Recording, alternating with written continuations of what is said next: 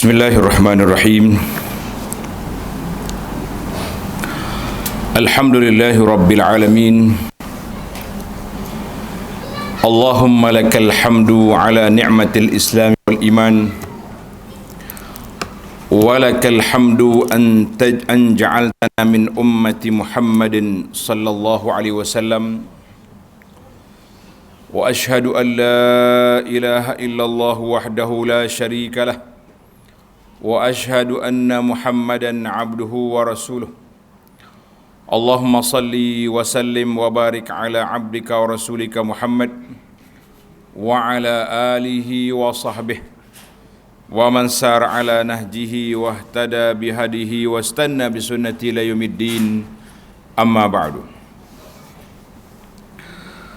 Yang dihormati Al-Fadhil Tuan Imam, pengurusi yang kuasa masjid ataupun surau An-Najihin, muslimin dan muslimat para jemaah sekalian, Assalamualaikum warahmatullahi wabarakatuh.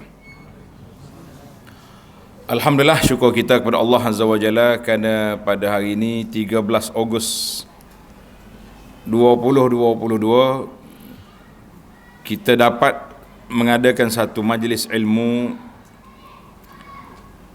iaitu di bawah tajuk dia menarik, sami'na wa ata'na. Kita dengar dan kita taat. Ini adalah merupakan tanggungjawab kita sebagai seorang Islam.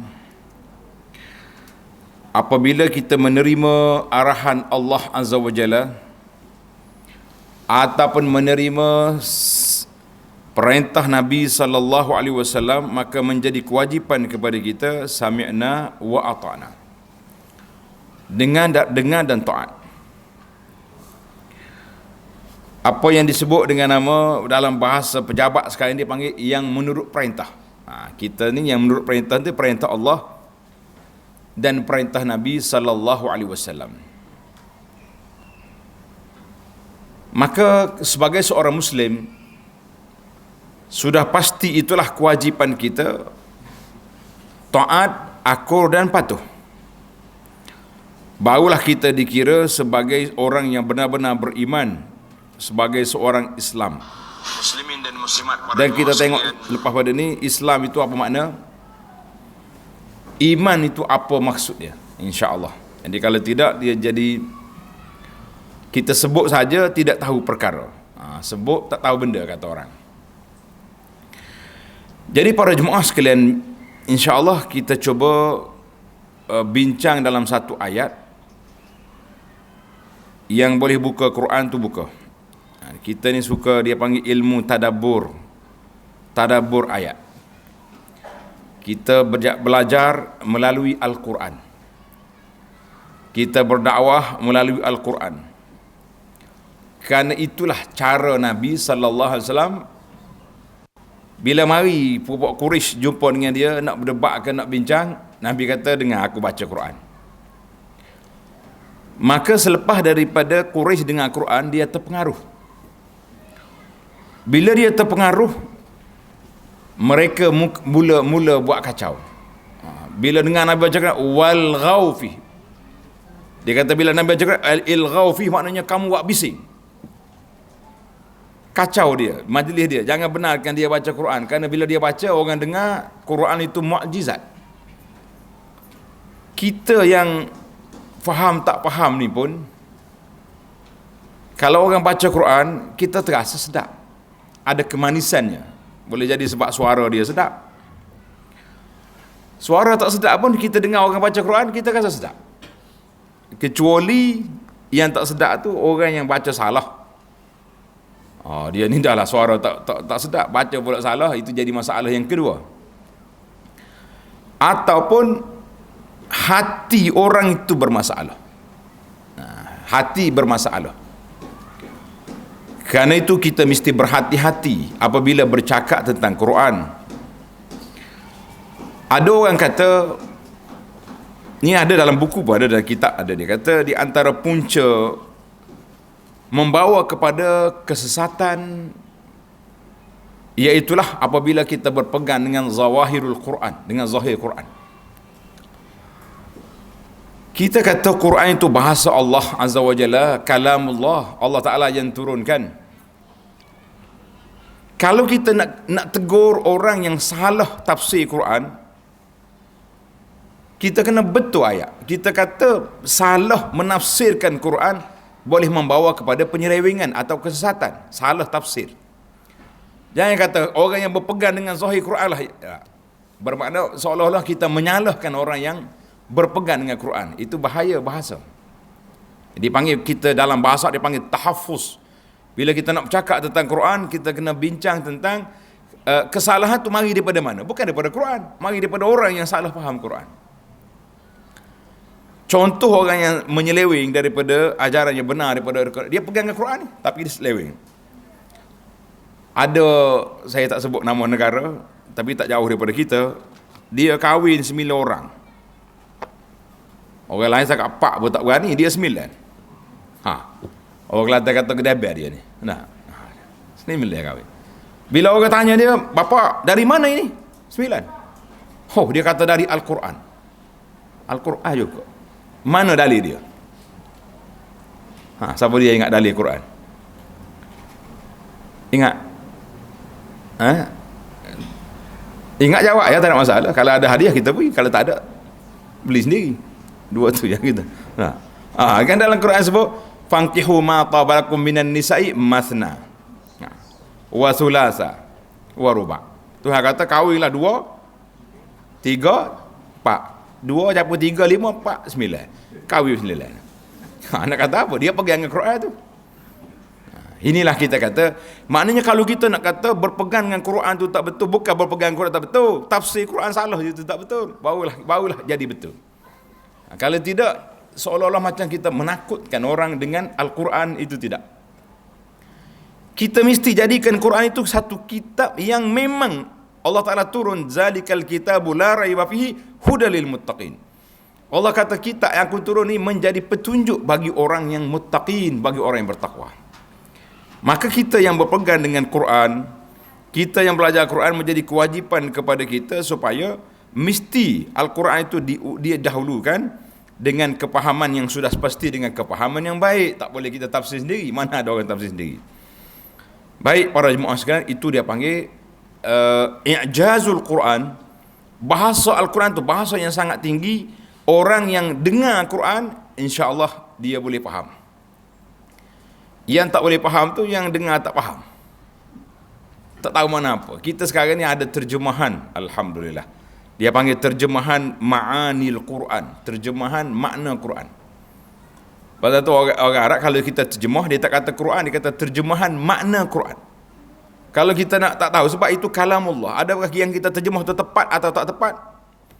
Kita sudah berusaha untuk mencari ketepatan yang paling banyak.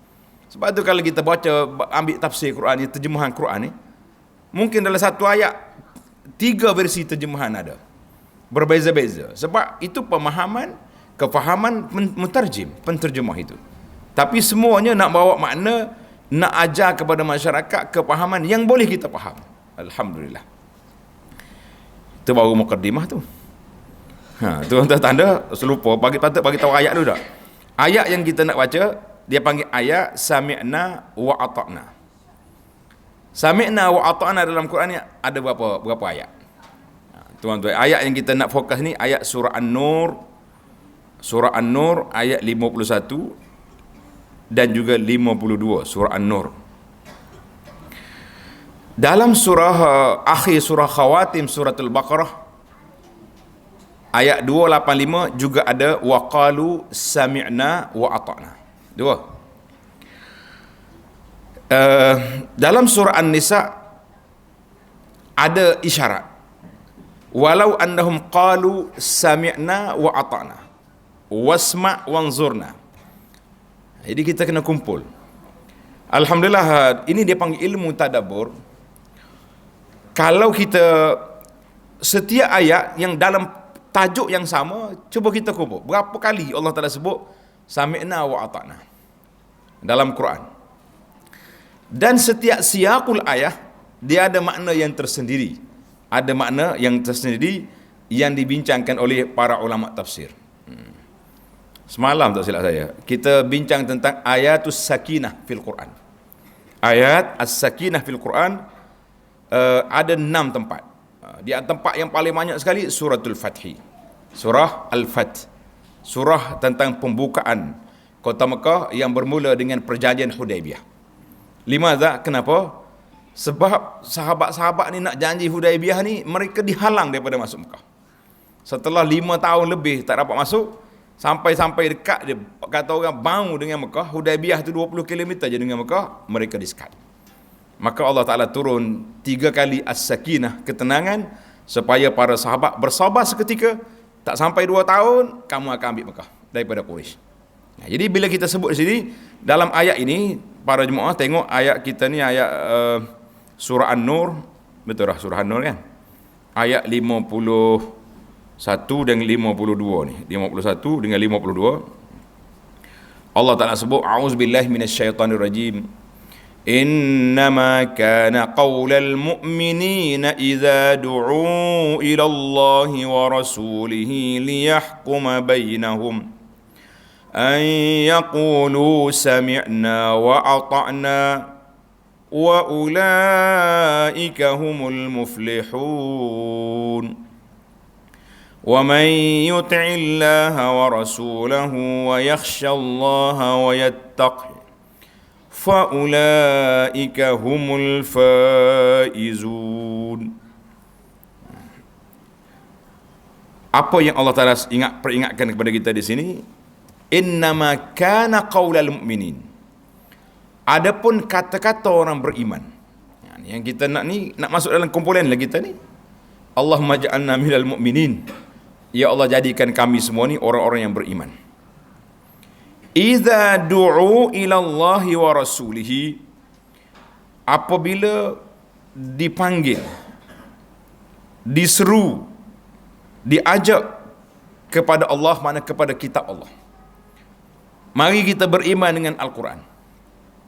Wa rasulihi, dan kita berpegang dengan sunnah Nabi sallallahu alaihi wasallam. Liyahkuma bainahum, supaya menjadi hakim, memutuskan sesuatu di antara mereka. Apa dia kata? Ay yaqulu sami'na wa ata'na. Kami dengar dan kami taat. Wa ulaika humul muflihun, itulah manusia yang beroleh kejayaan. Jadi Allah Ta'ala sifatkan orang mukmin, iaitu orang yang dengar kata, orang yang mengikut perintah Allah Azza wa Jalla. Wa man yuti'illaha wa rasulah, dan sesiapa yang taat pada Allah Ta'ala dengan Rasulnya sallallahu alaihi wasallam, wa yakhshallah, dan takutkan azab Allah, wa yattaqi, maknanya menjaga diri daripada kemurkaan Allah Azza wa Jalla, fa ulaika humul faizun, itulah manusia yang mendapat kemenangan. Maka di sini kita boleh faham para jemaah sekalian, bahawa apabila orang itu mengaku sebagai seorang yang beriman, dalam kita hidup ni ada 2-3 perkara yang mesti kita kena faham. Yang pertama, dia panggil orang beriman. Apa makna beriman? Kita kena tanya, beriman tu makna apa? Kalau kata beriman, apa makna beriman? Siapa dia boleh jawab tu? Apa makna beriman? Percaya. Macam mana kita percaya?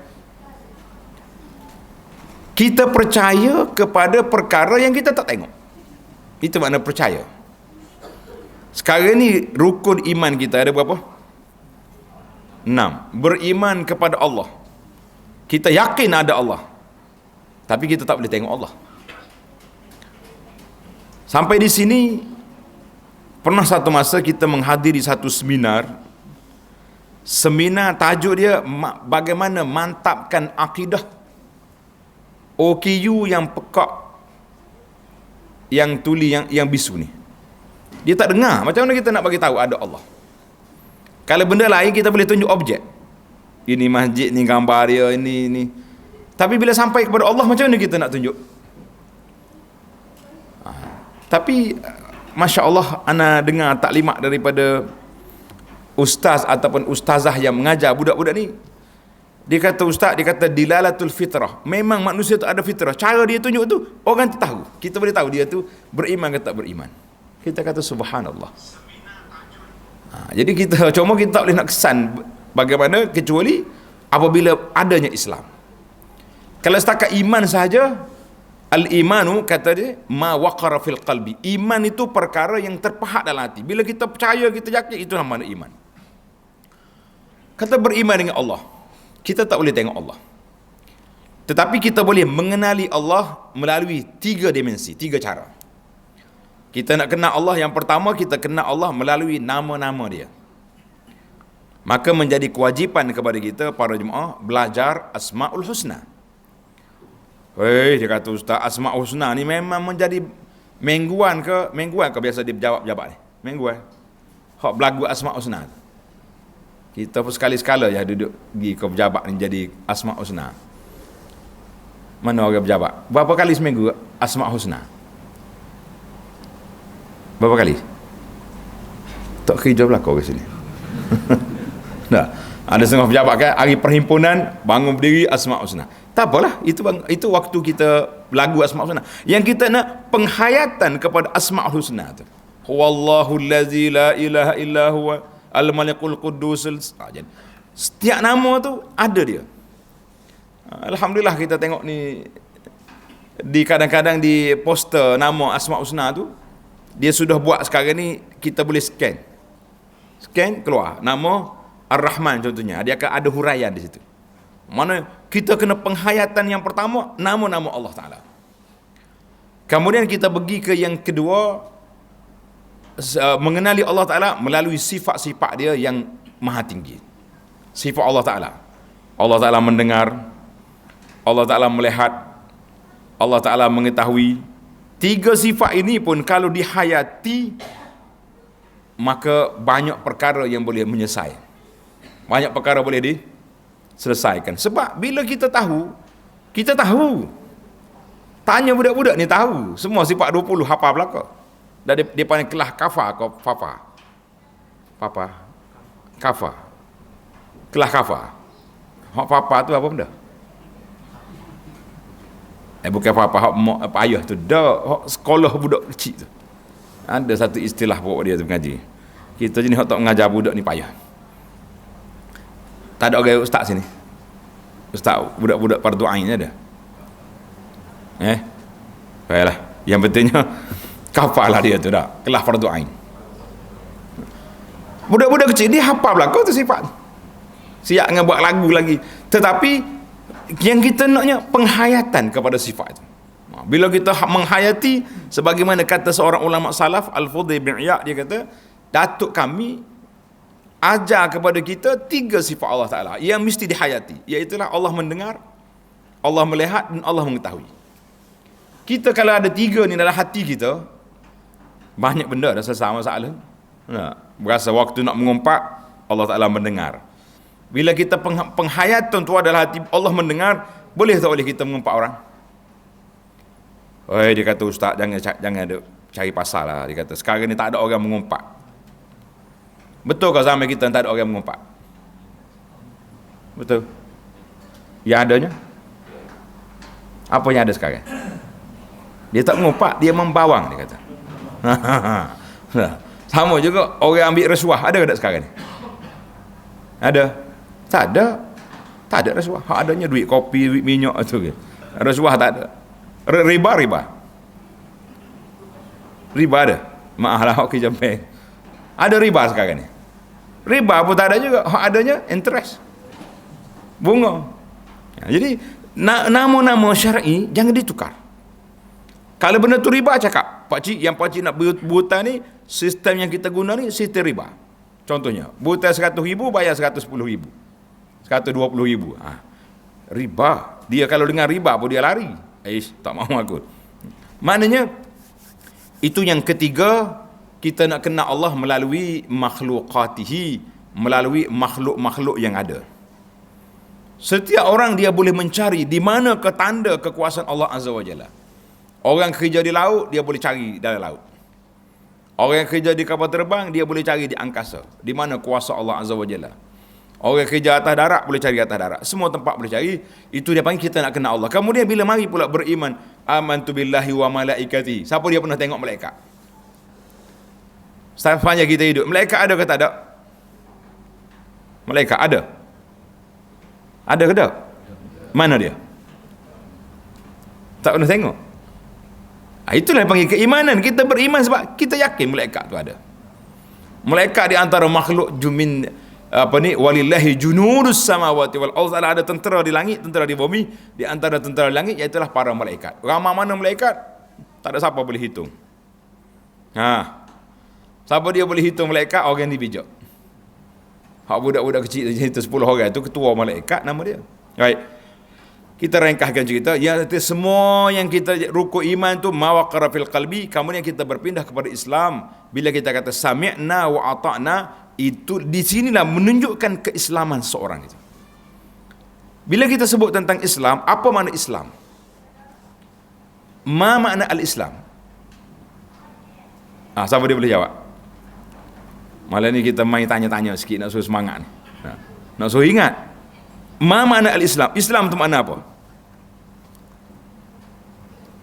Hak 5 tu rukun. Makna. Kalau kita kata Islam, apa dia makna Islam? Payah juga kalau tak aja tak lama tak ulang kaji dak. Tulis molek. Nanti orang tanya lepas ni boleh jawab. Islam dengan makna apa dia? Yang pertama sekali, Islam tu agama. Allah Ta'ala sebut dalam Quran, innad dina indallahi al-Islam. Innad dina indallahi al-Islam. Agama yang diterima di Allah Ta'ala, agama Islam. Hak lain-lain tak jadi. Semua agama Nabi, Islam berlaku. Huwa dalam Allah Ta'ala sebut tentang Nabi Ibrahim, huwa sammakumul muslimina min qablu wa fi hadha. Allah namakan kamu tu muslimin. Daripada zaman dulu lagi sampai zaman sekarang, agama yang dibawa oleh tok nenek Nabi kita, tok nenek Nabi, dia bawa oleh para anbiya dulu, masuk Nabi Ibrahim, Nabi Ismail, Nabi lain, nama dia Islam belaka. Satu, bila kata Islam, mana agama. Yang kedua, Islam dengan mana ajaran yang dibawa oleh Nabi SAW. Islam dengan makna ajaran yang dibawa oleh Nabi SAW, itu makna Islam. Yang ketiga, Islam dengan makna hukum. Contohnya, khatib kata, Islam mengharamkan riba. Islam mengharamkan arak. Itu makna hukum. Islam dengan makna hukum. Berapa dah kita? 3. Yang keempat, Islam tu dengan makna kepatuhan. Bila kita kata Islam, makna kita patuh.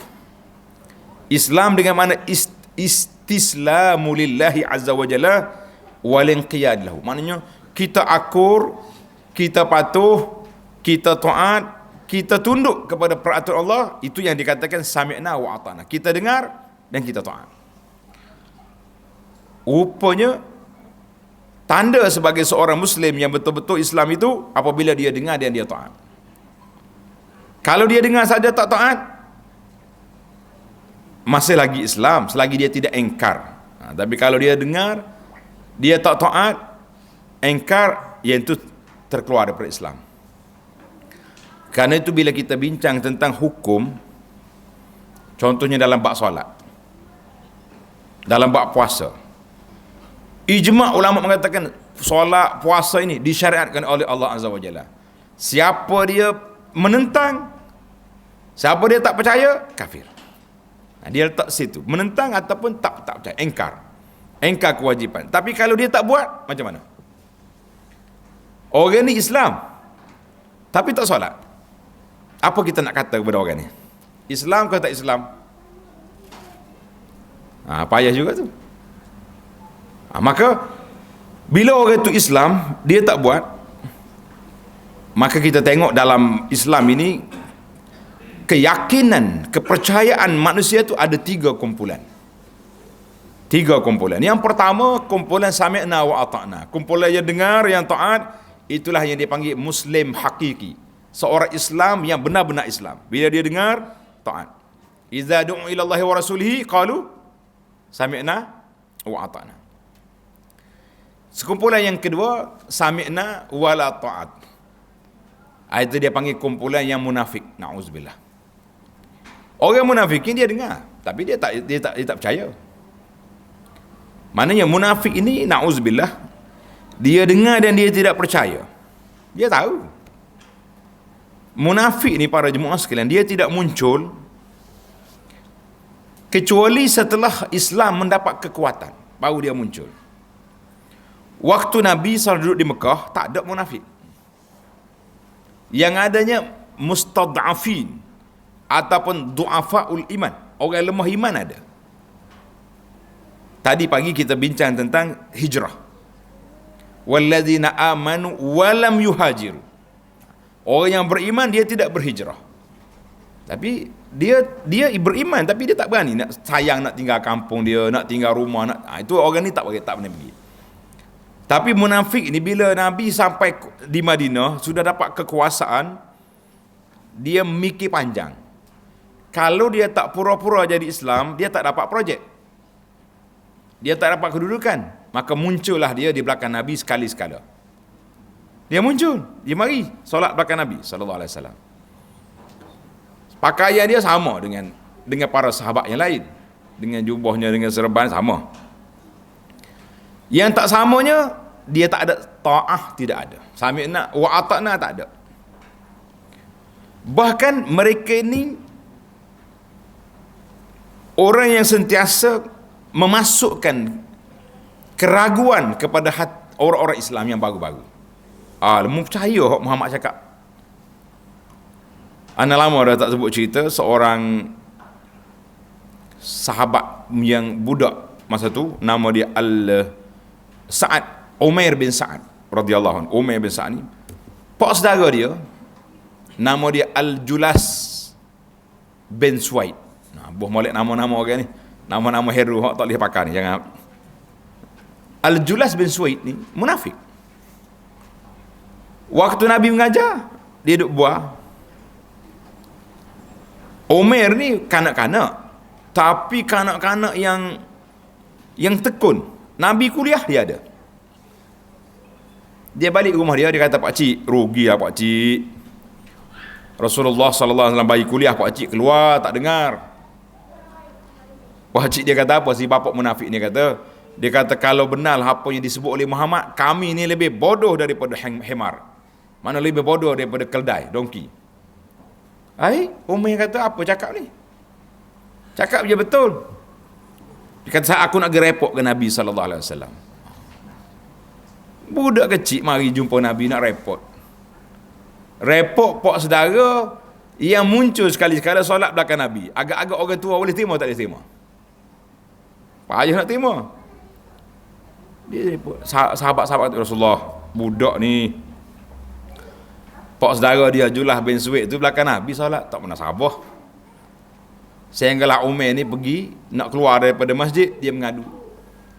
Dia mengangkat tangan berdoa kepada, ya Allah, in kuntu sadiqan fasaddiqni. Ya Allah, sekiranya dakwaan aku benar, tolong benarkan. Wa in kuntu kadziban fakadzibni. Kalau aku bohong, bohonglah. Subhanallah, malaikat Jibril turun. Kata di para ulama tafsir, saddaqahullah min fawqi sab'a samawat.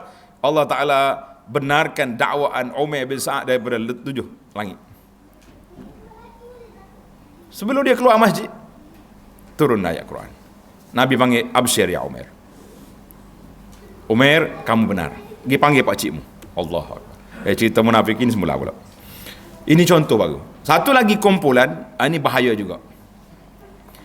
Dia panggil kumpulan yang beriman dengan mulut juga. Dia pun percaya dengan hati. Dia beza dengan munafik. Munafik tak terima terus, dalam hati tak ada, kosong. Yang adanya mulut saja. Tapi hak ni ada mulut, ada hati, tak ada anggota. Anggota tak ada. Dia percaya ada Allah Ta'ala. Dia pun beriman, tetapi mereka tidak beramal. Itu ini kumpulan yang ketiga ni, nama dia puak-puak Al-Murji'ah. Tulis nama ni, nama dia pelik sikit. Nama dia Murji'ah. Apa dia makna Murji'ah? Mana apa Murji'ah? kumpulan yang memisahkan di antara amal dengan kehidupan. Pisah di antara amal dengan kehidupan. Ini sekarang ni zaman kita ini, kumpulan ini tak ada. Dengan nama Murji'ah tidak ada. Kau tuan-tuan ada dengan nama NGO Murji'ah? Ada? Ada orang buat NGO Murji'ah ni. Yang adanya geng-geng sekular, liberal, ini. Ini semi Murji'ah ni. Kalau tidak Murji'ah terus pun dekat-dekat. Sebab apa? Dia terima. Dia boleh baca Quran. Tapi bila sampai ke peringkat ayat-ayat tentang hukum Allah Azza wa Jalla, mereka akan menentang. Sebab itulah kita rasa pelik. Anak orang Islam menentang hukum Allah Azza wa Jalla. Sekumpulan anak orang Islam, kita tak boleh nama kumpulan dia. Macam kat nak boleh ke mahkamah kita. Nah, sekarang ni buat lawyer, peguam dia bijak-bijak belaka. Jangan cari penyakit kata orang. Dia pertikai undang-undang pusaka, undang-undang faraid. Dia kata Allah Ta'ala pun tak adil juga. Allah Ta'ala pun tidak adil juga. Kita dua beradik, laki-laki perempuan. Kenapa adik laki-laki dah ambil dua, saya ambil satu? Mana adil? Di mana keadilan Allah Azza wa Jalla? Berani dia bercakap, muju jauh dengan kita tak? Kita pergi, orang Kelantan kata, kenapa putih tak? Tapi bukan cara Islam aja tu, kita kena pergi berhujah. Maknanya berani mempertikai kata. Undang-undang Islam tak boleh pakai. Banyak lagi lah kalau kita nak tengok contoh-contoh. Jadi contoh ini perlu para jemaah sekalian kita pergi semak dalam kitab. Dia panggil Kitab Malaysia. Kenal siapa dia kenal Kitab Malaysia? Apa nama dia? Nama apa Kitab Malaysia? Pelbagai tu hak sekolah tu. Nah. Yang ni hak kita ni, kita hak boleh hak kuliah di masjid ni. Apa dia? Nama dia Mestika Hadis. Tak ada kuliah di masjid kita ni. Ada. Kena ada. Boleh beli. Suruh ustaz-ustaz kita ramai ni baca jilid yang pertama Mestika Hadis. Di bawah jilid yang pertama tu tentang dia syarah rukun iman. Bagi anak kitab ni penting. Dan bab yang terakhir lepas rukun iman 6 perkara, yang ketujuh dia tulis kewajipan menjaga iman dan Islam. Maka di sana disenaraikan lebih kurang 50 perkara yang membatalkan Islam. 50 perkara. Sebab apa? Sebab tidak ada sami'na wa ata'na lah. Rusak banyak sebahagian masyarakat. Dia berani menentang secara direct. Ada orang cuit tanya dia, ustaz, kalau orang perempuan tak setuju dengan suami kahwin lain itu lagu mana? Kita tengok muslimat tak ramai berani sikit. Kalau tidak tak konsep malam ni tajuk ni. Jangan marah haji muslimat. Hal itu tak masuk. Tidak masuk dalam masalah ini. Itu masalah hati.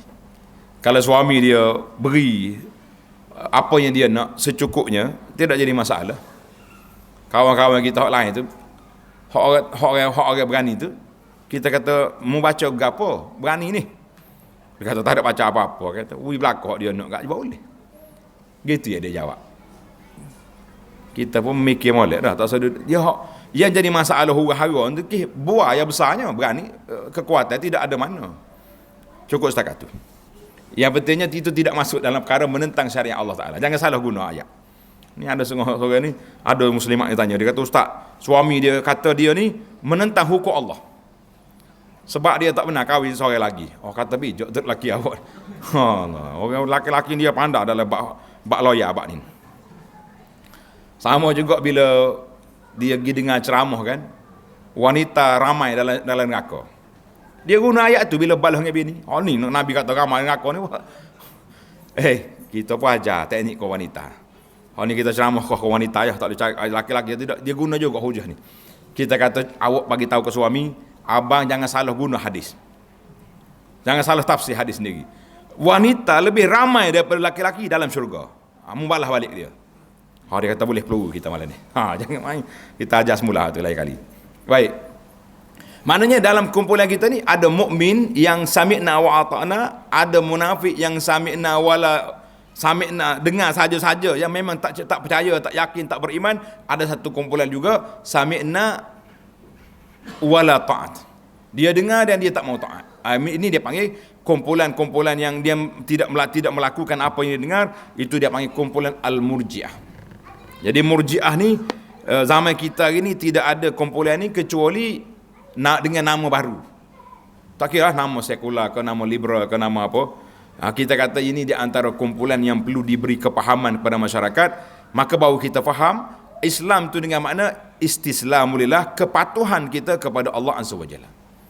Habis sekarang ni macam mana kita nak beri motivasi kepada para jemaah sekalian supaya kita dapat memahami tanggungjawab kita terhadap agama. Jadi kita kena faham, ini undang-undang syariat. Ini adalah hukum Allah Azza wa Jalla. Ini adalah sunnah Nabi sallallahu alaihi wasallam. Sebab dalam Al-Quran, dalam sunnah Nabi sallallahu alaihi wasallam itu dia ada dua kategori. Satu arahan yang berbentuk wajib, dia panggil fardu. Satu lagi arahan berbentuk fadilah, dia panggil sunat. Maka kalau kita kata sunnah Nabi sallallahu alaihi wasallam, jawabnya sunnah tu ada dua. Satu dia panggil sunnah wajib, fardu. Satu lagi sunnah sunat. Maka kita kena ambil yang fardu, itu wajib, semua kena buat. Kalau tak buat kita berdosa. Yang sunat kena buat ke tak buat? Yang sunat buat ke tidak? Tapi dia kata ada kan dia punya definisi sunat tu. Nah, definisi sunat yang kita belajar dalam kitab fiqh kita, buat boleh pahala, tak buat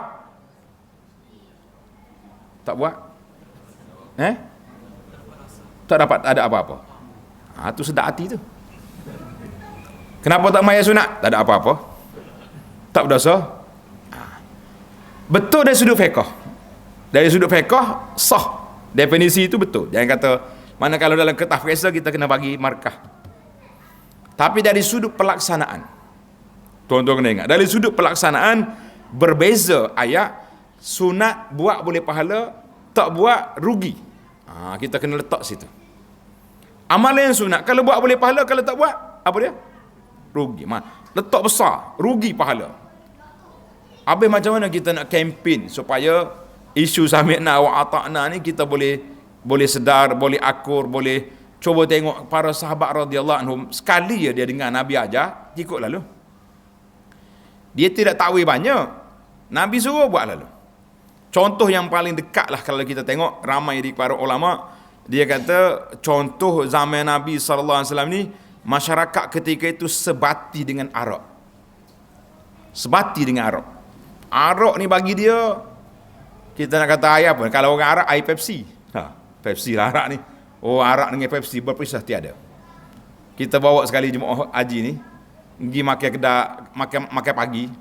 Makan pagi ni dia panggil roti cicoh dengan sebut titik air dia pula buat ni. Makan arak lah kita gitu lah, nak dengan goreng-goreng hati unta macam-macam. Kata Syekh, "Wak mari air nak minum. Nyok mari air Pepsi pagi buta." Orang pagi buta. Tak nak cerah matahari tu mari Pepsi dah buat dia. Aku nak tak bila 10 minit lagi tambah baru kita break dah. Senang kita break. Pasal break tengah jalan ni payah. Tak ada masalah. Nabi SAW waktu terlewat solat, dia azan juga. Jangan tak azan. Setengah imam ni dia tak mau azan. Baik kita tambah sikit masa. Cerita agak pasal nak break tengah jalan payah. Kata di Anas radhiyallahu anhu, hadis ni dalam Bukhari Muslim, Anas kata apa? Kuntu saqiyal qaumi yauma hurrimatil khamr. Aku ni tukang tuang arak kepada tetamu ayah dia Abu Talhah. Allahu akbar. Tiba-tiba faiza munadin yunadi. Tiba-tiba datang sahabat-sahabat bagi tahu, semua, arak telah diharamkan. Arak telah diharamkan. Haram arak ni berapa kali turun ayat Quran nak haramkan arak? Berapa kali? Sejarah pengharaman arak berapa kali ada? 3 kali. Mula-mula arak ni Tuhan kata tak baik tapi ada manfaat. Itu ayat yang pertama. Kemudian jangan la taqrabus salata wa antum sukara. Jangan semaya kalau mabuk. Turun yang ketiga, innamal khamru wal maisir wal rijsun min amali syaitan fajtanibu, barulah diharamkan. Mana 3 kali. Kata di Anas, bila turun pengharaman yang ketiga, Nabi hantar sahabat-sahabat supaya beritahu kepada orang arak dah diharamkan, arak dah diharamkan. Bising faqala li Abu Talhah. Kata di Anas radhiyallahu anhu, ayah dia Abu Talhah kata, "Ukhruj Anas, ukhruj fa ahrikha." Keluar daripada rumah ni, pergi tuang arak. Tuang atas jalan raya, atas jalan raya tu arak. Bahkan ada sahabat ni pecah tempayan. Kita kata buat apa pecah tempayan tu? Tempayan boleh guna benda lain. Dia kata tak boleh, tengok bekas nampak isi.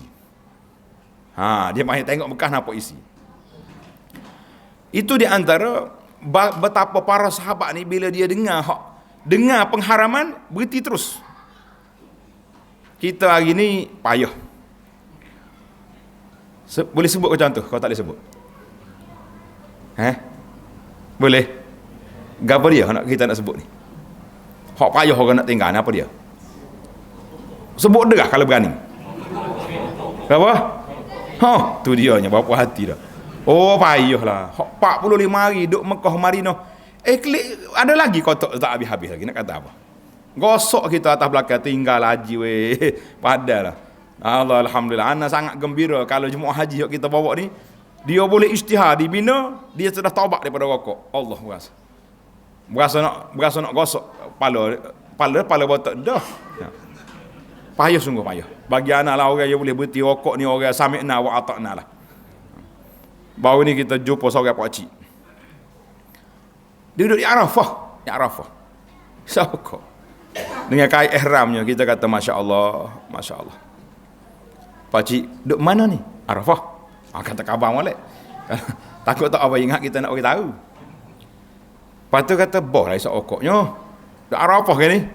Dia celek mata kita. Awak siapa? Kata lagi kita. Mungkin orang pakai ihram tak boleh balas. Tuhan sebut, faman farada fihinnal hajja la rafasa wala fusuq wala jidah, tak boleh balas. Allah Taala beri awal-awal lagi, jangan kelahi dalam bab ni. Jadi kita apa lagi? Siapa dibina, jumpa orang lain pula. Cerita ni. Dia baru nak cucuk rokok dekat ngetu siapa.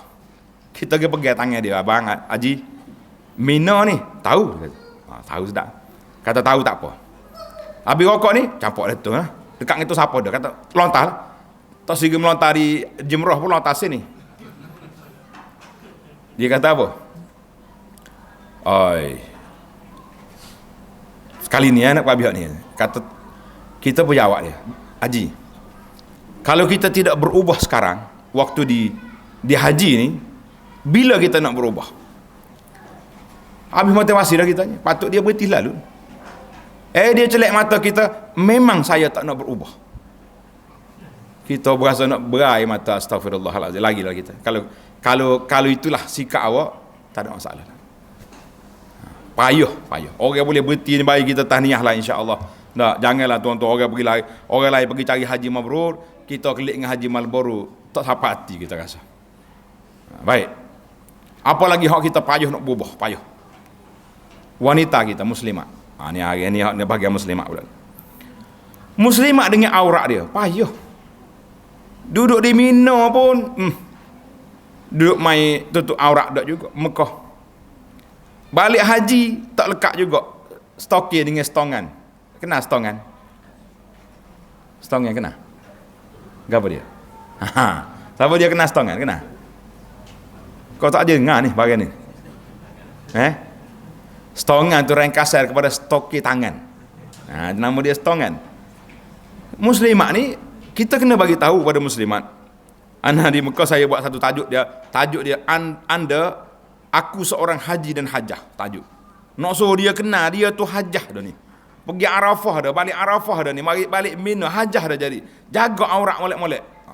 Mungkin waktu di Mekah tu jaga, dia balik Malaysia ni tak kena angin Melayu, angin Kuala Lumpur ni cabut pula dia punya aurat. Itu payah. Jadi kalau kita nak tengok sami'na wa ata'na, memang sukarlah. Yang pentingnya pertama sekali kita simpullah Yang pertama sekali bila kita tengok suasana begini, kata di Aisyah radhiyallahu anha, dia kata yarhamullahu nisa'al muhajiratil awal.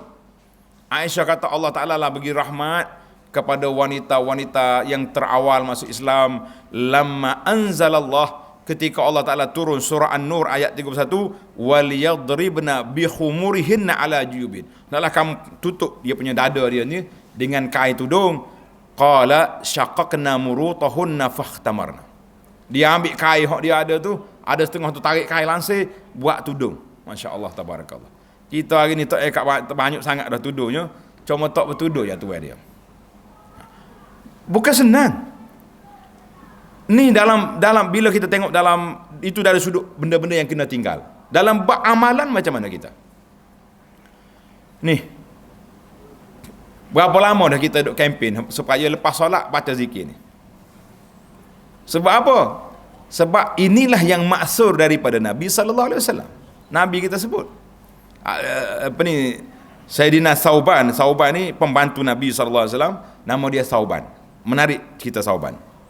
Sauban kata, aku dengar Rasulullah sallallahu alaihi wasallam bila selesai daripada solat, Nabi kita istighfar, astagfirullah, astagfirullah, astagfirullah. Bawalah hadis Sauban. Bawa hadis mana?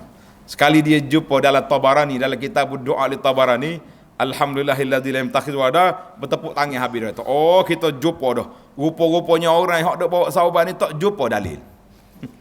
Sedar dia. Mana ada tak jumpa dalil? Kita jumpa dalil tapi hadis tu tidak sahih. Yang sahihnya hak ni. Tak boleh payahlah kalau kita kata kita nak berubah ke arah sami'na wa ata'na, dengar sunnah Nabi sallallahu alaihi wasallam terus kita buat, memang sukar. Kesukaran kita tu mari di mana? Sebab kita tidak mencintai, tidak rasa ini satu tanggungjawab aku dengan Nabi sallallahu alaihi wasallam, maka menyebabkan benda tu jadi kecil. Mana risalah tu? Kau habis dah. Bagi belakang risalah kita ni. Pinjam tak apa pinjam. Ni ada dah. Nah. Tengok dalam risalah ni. Para jemaah sekalian, saya bawa kempen di sini di bawah tajuk Projek Mega Mampu Milik. Sedap ke tajuk tu dah? Ambil bagi ni sini ni. Projek Mega Mampu Milik. Yang belum ada tu ambil projek ni. Nak bagi projek macam ni. Ini bukan taraf tu okey ni. Biasa YB bagi projek ni kita tak. Tapi projek kita ni projek ke akhirat, tidak projek dunia. Tengok ni. Hadis ni hadis Ummu Habibah, nama dia Ramlah. Ummu Habibah kata radhiyallahu anha, dia kata aku dengar Nabi sallallahu alaihi wasallam bersabda, siapa dia jaga 12 rakaat satu hari satu malam. Siapa dia jaga? Berapa rakaat? 12 rakaat. Sunat rawatib qabliyah ba'diyah. Allah Ta'ala akan bina sebuah mahligai dalam syurga. Kata di Ummu Habibah, tak pernah aku tinggal hadis amalan ini semenjak aku dengar daripada Nabi sallallahu alaihi wasallam. Adik dia pula Ambasah, dia kata aku tak pernah tinggal 12 rakaat ini sejak aku dengar daripada Ummu Habibah. Rawi dia pula yang ketiga pula, tak pernah aku tinggal semenjak aku dengar daripada Ambasah. Mari rawi yang keempat, tak pernah. Subhanallah, itulah sikap mereka. Bila dia jumpa Nabi, tak tinggal lalu. Kita ni tak tinggal dah, tapi kalau jumpa hak pelik lagi, lari lalu, mudah ingat. Sebab itulah saya ni di antara yang mangsa lah kita kata kita ni di antaranya. Telefon kita ni mudah jam. Sebab orang suka, sekejap-kejap dia hantar mari video. Orang ni cakap, baca begini. Bila orang tanya Tok Syekh ni, mari mana ada dalil daripada Nabi? Dalil apanya? Nak suruh baca ya. Hak betul-betul ada amalan yang diambil daripada Nabi, kenapa kita tidak besar-besarkan? Kenapa kita tidak war-warkan? Kenapa kita tidak sungguh? Baru ni minggu lepas, Jumaat lepas, kita ada puasa hari Ashura. Betul tak? Tuan-tuan yang berkhutbah ni, ada tidak pesanan daripada khatib bertulis suruh puasa hari Ashura? Ada ke tak ada? Siapa dia khutbah hari ni? Ada? Ada? Ada daripada khatib ke daripada khutbah? Daripada khatib. Khatib yang bagi tahu tambahan. Maknanya itu dia panggil ketidakpekaan kita kepada masyarakat, benda amalan yang warid daripada Nabi sallallahu alaihi wasallam tidak begitu besar. Tapi kalau orang lain tu jangan main. Diperdanakan selalulah. Sebab inilah yang kita kata bukan payah sangat sami'na wa ata'na ni, bukan payah, tapi apabila kita tukar tune channel hati kita, bila kita jumpa hak Nabi, kita sayang.